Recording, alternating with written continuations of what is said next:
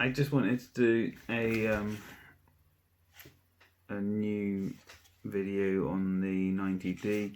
I've had quite a lot of people commenting about it, and I wanted to also talk about the place that I got it from, because that's where a lot of the questions seem to spur from. Now, I'm still very happy with this camera. It's a definite upgrade from the 70D. Since buying it, I've put some glass screen protector on it, on the top and the back. Other than that, not really had to do it. I've bought an extra couple of batteries, not because there's any issues with the batteries, just because I often get low and sometimes forget to charge them. The thumbstick has proven more useful than I thought it was going to, especially for focusing and choosing focus points. It makes life a lot easier, and overall it's a great camera. Now, since buying it, I have noticed that it does struggle with like, say, birds, fast moving objects, fast moving small objects. It's quite hard to track, and quite often when you do, they're not quite in focus or as sharp as you'd want them to be. But I don't often shoot birds, so it's not quite so much of an issue. Now, the place where I would say this camera has been most useful is doing videos, because it does have a great deal of options when doing videos. The 120 frames in NTSC, maybe, or it might have been PAL. I think one of them's 100 frames, the other one's 120, depending on the region for some reason. I don't know why they do that. It's just a case of setting it up before you start filming, because once you start filming, it won't let you it won't let you manual focus, from what I can tell. But there is a little bit of a secret in the settings. You can find focus peaking. It might be on other models of the camera, I'm not entirely sure, but it basically puts a red line over everything that's in focus and makes your life quite a lot easier in telling what's going to be in focus, and you can keep it at that range a lot easier using that. But yeah, the place where I got it from was nextdaydeals.co.uk.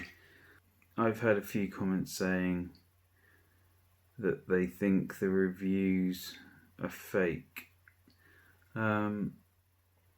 It could quite possibly be, because there doesn't seem to be a massive governing body on these sorts of websites that pop up. As far as I can tell, they are pretty trustworthy. Mine didn't arrive on time. It was 3 or 4 days late. I think it was supposed to arrive on a Monday or a Tuesday, and I got it on a Friday. I don't know why. They didn't really say. They also said that I would get a goodwill gesture, which I never received or heard about. They said they'd get in contact with me about it once the camera had arrived, but they didn't.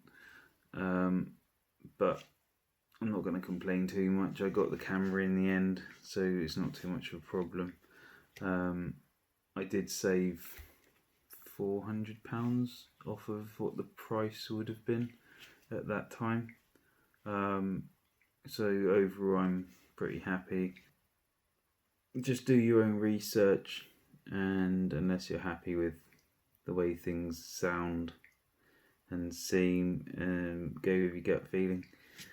So the 90D, good camera, worth whatever it's being sold for at the moment. You can probably pick it up a bit cheaper now, second hand. There'll probably be someone trying to upgrade to a full frame, especially now this year with the new, I believe there's 2 or 3 cameras being released this year, code named like R6, R5, and there's supposed to be a new EOS R being released at some stage mid this year. A lot of it's been kept under wraps, but I'd imagine quite a lot of the 90Ds and stuff like that will be coming up for sale, so people can be upgrading onto these sort of full frame cameras. One thing that the EOS R doesn't have that this does have is non-cropped 4K, which I've used a fair bit. It's not quite to the quality of the cropped 4K, but there's been reports of it having an overheating problem on the cropped 4K after sort of quite long use, but there's been, as far as I know, no reports of it in the non-cropped 4K. So yeah, good camera, worth the money. I'd say if you're after one, go for next day deal or have a look on some of the other sites, but the only one I can really suggest as a decent deal would be next day deal. With that, I'll end this update, and I'll catch you on the next one.